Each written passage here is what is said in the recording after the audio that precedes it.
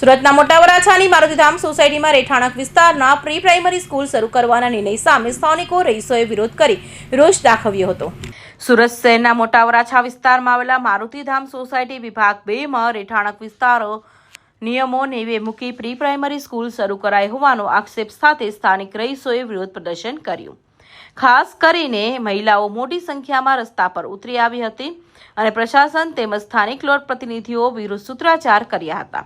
રહીશોના જણાવ્યા મુજબ રેઠાણક વિસ્તારમાં વેપારી પ્રવૃત્તિ શરૂ થવાથી ટ્રાફિક, અવાજ અને સુરક્ષા સંબંધિત સમસ્યાઓ ઊભી થઈ શકે છે। વિરોધ દરમિયાન મહિલાઓએ લેખિત ફરિયાદોની નકલ દર્શાવી પોતાની માંગણીઓ રજૂ કરી હતી। પરિસ્થિતિ તંગ બનતા કાયદો અને વ્યવસ્થા જળવાઈ રહે તે માટે પોલીસ કાફલો પણ ઘટના સ્થળે તૈનાત કરાયો હતો।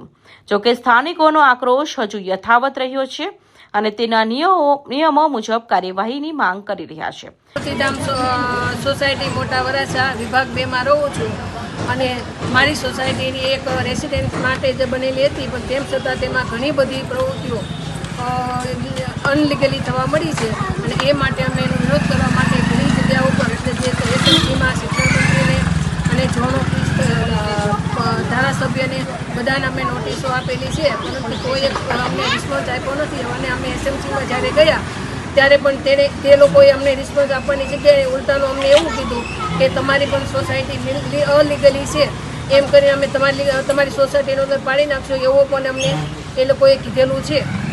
સપોર્ટ આપવાને બદલે વિરોધમાં છે।